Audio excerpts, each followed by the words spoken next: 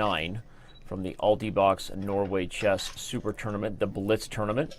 Here Magnus Carlsen took the black pieces against Wesley So. Started out with a slightly unorthodox move order, but immediately transposed into a Dutch. The same opening that he actually played against Sergei Karyakin. Now with d5, the stonewall has been reached. But after c4 and bishop b6, we know this is not going to be exactly like the game with Sergei Karyakin because the white knight is on f3 rather than on h3. c6 is played, bishop to f4, and the capture has us continuing down roads traveled often. This is theory. If you're wondering why white can justify not only the knight on f3, but the double pawns that go with it, that is because the extra control that it gives white over the center dark squares is crucial. And very often, after e3 and knight bd7 has been played, you're going to see white develop aggressively early with the intention to not necessarily put this king over here, given that the g file has been exposed. Wesley played the move queen to b3, which immediately puts indirect pressure on this diagonal, including the king on g8, and also causes some dysfunction to black's development, so Magnus plays b6. The issue is that after knight to g5, Magnus has some things to figure out. He needs to guard the e6 pawn, but he also has to be worried about tactics here, where white might just capture everything and blow open the diagonal. Rather than allow those tactical opportunities to continue, something like rook to e8 might even allow things to blow open, Magnus decides to play the simple move, knight to b8. This move defends e6 indirectly with the bishop, but also opens up the queen, so now black has control and protection over both of these squares. But Wesley isn't done. He castles long, and this is actually a strong move. I think white is better here, and white has the potentially better attacking chances. Magnus is a little nervous. He plays king to h8. Wesley returns the favor with a waiting move with the king. And after queen to e7, we already have our first critical moment. In the game, you're going to see that Wesley played the move rook to c1, which is a good full board, balanced approach. I think in hindsight, analysis shows that maybe he could have been more aggressive with a move like h4. The threats are clear. He wants to play things like h5 and h6, and let's go for checkmate. But just to show a line, if black plays h6 himself, not only could Wesley play moves like bishop f3 and try to bring the queen around because this knight is kind of poisoned, but you can also see variations where the knight just comes back to f3, and suddenly the pawn on h6 wishes it could go back in order to guard this g6 square when you see ideas like knight to e5 about to come in. So, again, Wesley didn't play that. He played the move rook to c1, and as we said, was taking more of a full board approach. Magnus took his time thinking, allowing us that time for analysis, because he knew we were going to do this video, and then he finally played h6, as you just saw him do. Wesley still could have played a move like h4 here and tried to call Magnus's bluff, but he decides to immediately retreat the knight, which makes sense. Again, if he can get the knight in there, you may see tactics that start occurring. But after knight b to d7, we're going to get a trade if that happens. Wesley traded on d5, Magnus took on d5, and Wesley went into a think before playing the move knight e5, as you just saw, and Magnus immediately trading.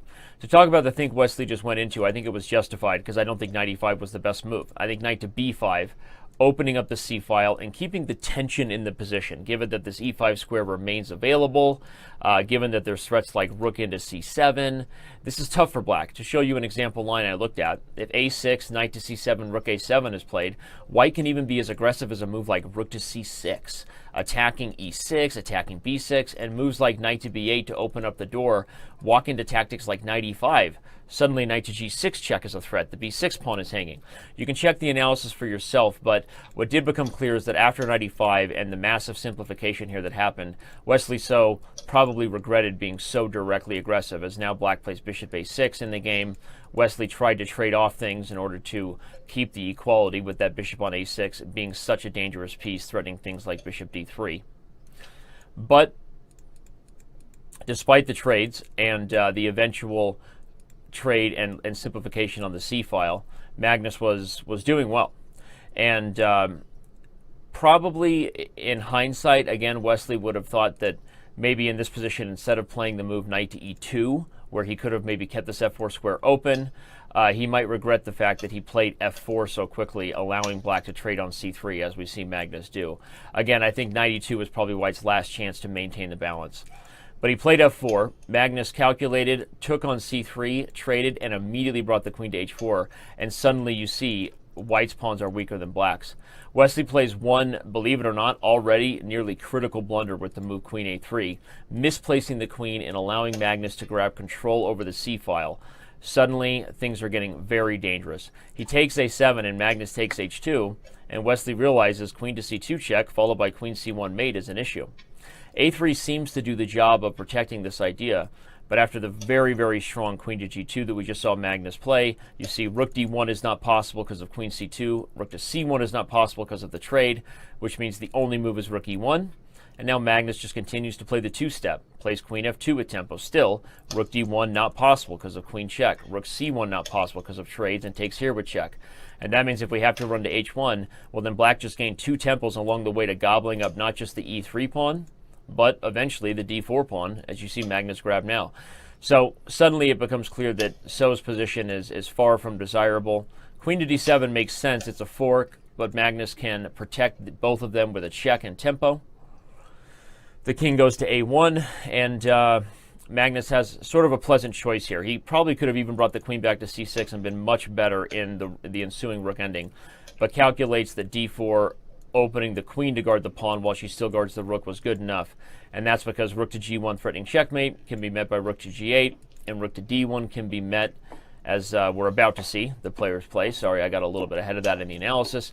Rook to d1 can be met by the move d3, sacrificing the d3 pawn for the f4 pawn, which proves to be a more critical pawn as it provides protection for e5. Wesley takes it, Magnus gobbles up f4, and you start to see that white may be headed toward a position where black actually has 4 passed pawns on the king's side as soon as he can eliminate e5. Queen to d6 is played, we get a check, we get another check, and now the f4 pawn is going to join the attack as the players, I believe that's Maxime Vachier-Lagrave looking over, and maybe even Aronian, began to gather around and watch Magnus do his thing as he was nearing his way toward a victory at the Norway Blitz Super Tournament. Rook to c3, the queen goes to d5, as we're about to see, offering the queen trade and still putting the question to 𝙬 how he intends to deal with so many passed pawns over here on the king's side.